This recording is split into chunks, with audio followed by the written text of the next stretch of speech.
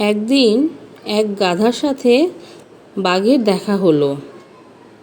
গাধা বাঘকে বলল, ঘাসের রং নীল। বাঘ বলল, না না, ঘাসের রং সবুজ। কিছুক্ষণের মধ্যে দুজনের মধ্যে তুমুল ঝগড়া লাগলো। কেউ কারো কথা শুনছেই না। অবশেষে তারা জঙ্গলের রাজা সিংহের কাছে বিচারের জন্য গেল।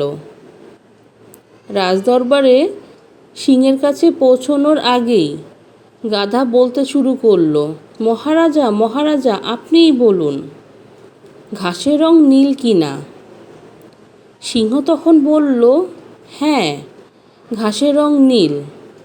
গাধা তাড়াতাড়ি সিংহের আরও কাছে গিয়ে বলতে লাগলো, বাঘ আমার কথা মানছেই না, শুধু তর্ক করছে এবং আমাকে খুব বিরক্ত করছে।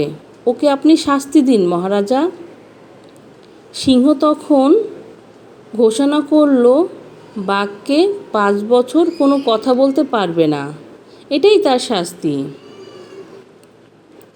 গাধা খুশিতে লাফাতে লাগলো এবং বলতে বলতে চলে গেল, ঘাসের রং নীল, ঘাসের রং নীল।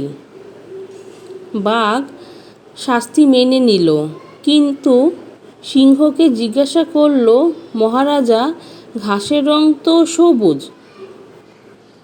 তখন সিংহ বলল, ঠিক, ঘাসের রং সবুজ। বাঘ জিজ্ঞাসা করল, তাহলে আপনি আমায় কেন শাস্তি দিলেন?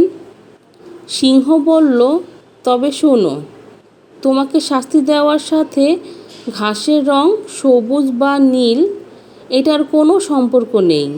তোমাকে শাস্তি দিয়েছি কারণ তোমার মতো একজন সাহসী বুদ্ধিমান প্রাণী একটি গাধার সাথে তর্ক করে সময় নষ্ট করেছ এবং এরকম একটা সামান্য কারণে আমার কাছে এসে আমার সময়ও নষ্ট করেছ।